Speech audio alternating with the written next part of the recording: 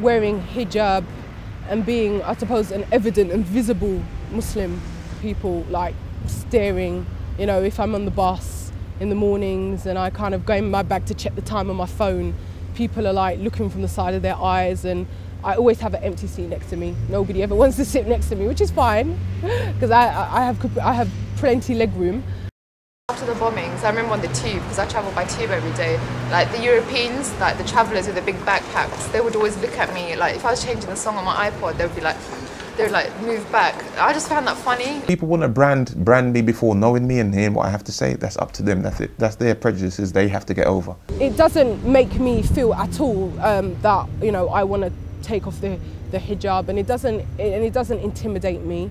It gives me even more conviction, and it gives me even more of a reason and more of a will to show people that Islam isn't what they think it is, and I am not a terrorist as much as they may think I might be because of my hijab, or, you know, that my husband is a lovely, caring person, although he has a beard. This whole niqab and, you know, these kind of issues have created this climate where people are actually believing a lot of this nonsense, and it suits the government's agenda, it suits the government's policy of diverting the attention from all of its own failures. The hijab, even for them, is, as one of them even said, a form of aggression, which I find that to be very strange, you know.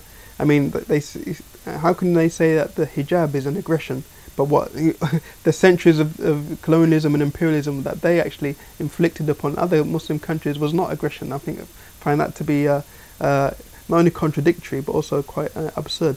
My wife who wears the hijab and the niqab, where you don't see much of her body, you'll find that a lot of people, they see this as strange, and because they don't understand why she wears it and don't understand the fact that she's chosen to wear it, it's not something which is forced upon her by her husband.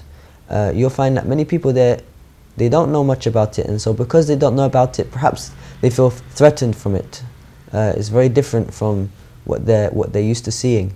But rather than people come and perhaps talk to us about it, which we'd be more than happy to do, speak to people about why we do certain things, the wisdoms behind these things, but rather people choose just to be aggressive towards us or to give us dirty look. So it's these kind of things that push me more to kind of try and dialogue with people as much as I can and let them know that, I'm just a normal woman.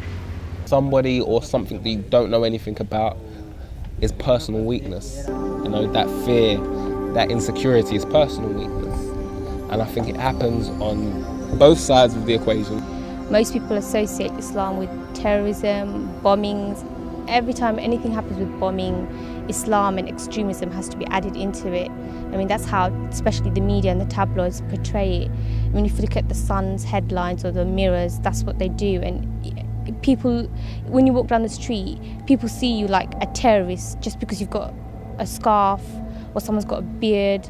They're like terrorists, or they must be carrying a bomb in their bags. And I see the way people look at me sometimes, and it's not very nice. If they look behind the beard and see there's a man behind the beard, and actually talk to the man and find out what is in the man's mind and what his beliefs are, they will find that it is a completely coherent strategy, which is Islam.